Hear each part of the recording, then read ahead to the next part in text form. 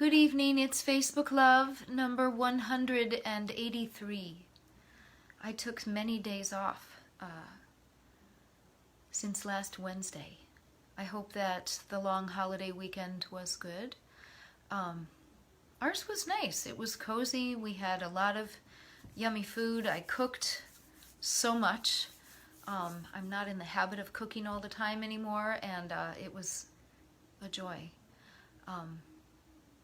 But a strange thing happened about midway through the day yesterday. I started feeling a little out of sorts, and I think that I'm experiencing sort of a dichotomy of emotion.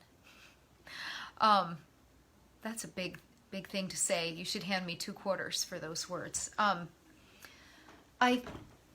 think that there's been such a sense of existential stress over many different topics for so long, and I'm still very worried about the pandemic and anxious about staying healthy and the people I love staying healthy, and feeling cooped up and fighting resentment over it. I get it that people who don't believe the virus is real are pissed off. I believe it's really real, and I'm getting pissed off, not because of any one thing. I'm just weary. But I see light at the end of the tunnel, and the dichotomy is that my emotions are about what's happening in the moment, which is feeling pressed and thwarted, at the same time that my little bird of hope is singing. So anyway, I found a few poems, one very familiar to everybody, and one not so, that touch those places. This first one is called Those Winter Sundays by Robert Hayden. This poem is from 1966. Sundays, too, my father got up early and put his clothes on in the blue-black cold. Then, with cracked hands that ached from labor in the weekday weather, made banked fires blaze. No one ever thanked him. I'd wake and hear the cold splintering, breaking. When the rooms were warm, he'd call, and slowly I would rise and dress, fearing the chronic angers of that house, speaking indifferently to him, who had driven out the cold and polished my good shoes as well. What did I know? What did I know of love's austere and lonely offices?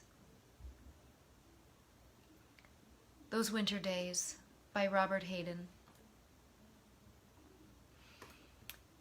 And here's one that most of you know if you read poetry at all, ever. But it is such a comfort, physically and emotionally,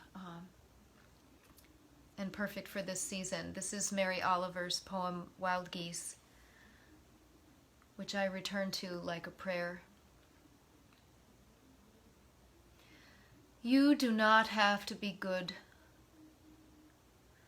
You do not have to walk on your knees for 100 miles through the desert repenting. You only have to let the soft animal of your body love what it loves. Tell me about despair, yours, and I will tell you mine. Meanwhile, the world goes on. Meanwhile, the sun and the clear pebbles of the rain are moving across the landscapes, over the prairies and the deep trees, the mountains and the rivers. Meanwhile, the wild geese, high in the clean blue air, are heading home again.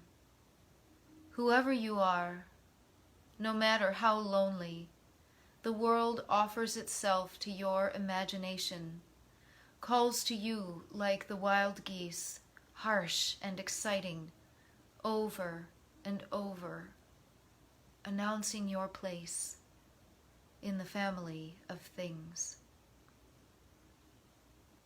Wild Geese by Mary Oliver. So if you're experiencing the super odd dichotomy of emotion, I hear you, I feel it. And if you're not, well then ignore. I'll be back again. Maybe I'll find some funny ones another day. This is Facebook Love. I'll see you again.